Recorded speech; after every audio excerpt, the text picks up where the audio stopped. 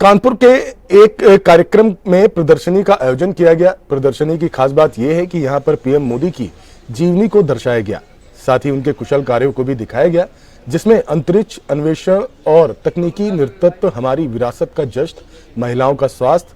पुनर्वास के लिए ग्लोबल मॉडल, एकता यात्रा, संकट के समय नेतृत्व और उनके बचपन की छायाचित्र लगाकर उन सभी आम जनमानस के लिए प्रदर्शनी लगाई गई।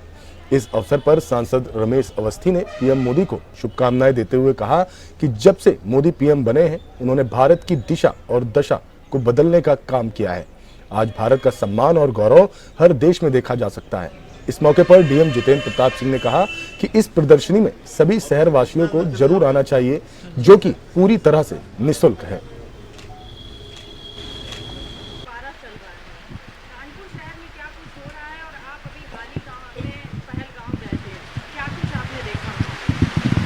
देखिए, माननीय प्रधानमंत्री जी के जन्मदिवस के अवसर पर पूरे देश में एक सेवा पखवाड़े का आयोजन हो रहा है। उसी सेवा पखवाड़े के तहत कानपुर में जिला प्रशासन द्वारा एक आत्मनिर्भर भारत, विकसित भारत और डिजिटल भारत की एक प्रदर्शनी का आयोजन किया गया है, जिसमें माननीय प्रधानमंत्री जी के जीवन के बारे में बताया गया है कि माननीय प्रधानमंत्री जी ने अपने जीवन में किस तरह संघर्ष किया और संघर्ष करने के बाद जब वो मुख्यमंत्री बने तो उन्होंने किस तरह से जनता की जो चीज़ें थी, सेवा भाव से, एक विजन के साथ उन्होंने ये सब करके दिखाया जो जनमानस चाहता था। चाहे विकास हो, चाहे ग्राउंड लेवल की रेटी हो,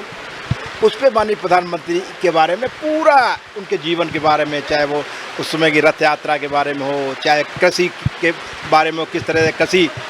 में योगदान रहा, उनका विजन रहा। तो माननीय प्रधानमंत्री जब पहली बार देश के प्रधानमंत्री बने तो उनका एक उद्देश्य था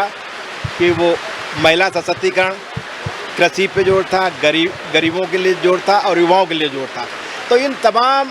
चीज़ों को इस प्रदर्शनी में पूरी तरह दिखाया गया है। हाँ, माननीय प्रधानमंत्री जी के 75वें जन्मदिवस पे शुभ अवसर पर जनपद कानपुर नगर में 17 सितंबर से माननीय राज्यपाल महोदया की उपस्थिति में कार्यक्रम प्रारंभ हुए हैं और उसी कड़ी में आज 18 सितंबर 2025 को नवीन सभागार सरसैया घाट में जो हमारे सूचना विभाग ने एक प्रदर्शनी लगाई है,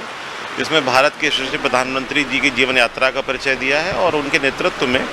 भारत ने जो प्रगति की है आत्मनिर्भर भारत के लिए, डिजिटल भारत के लिए, स्वाधीन भारत के लिए, उसका एक चित्रण किया गया है। मैं कानपुर वासियों से अनुरोध करूंगा कि इस प्रदर्शनी का जायजा लें।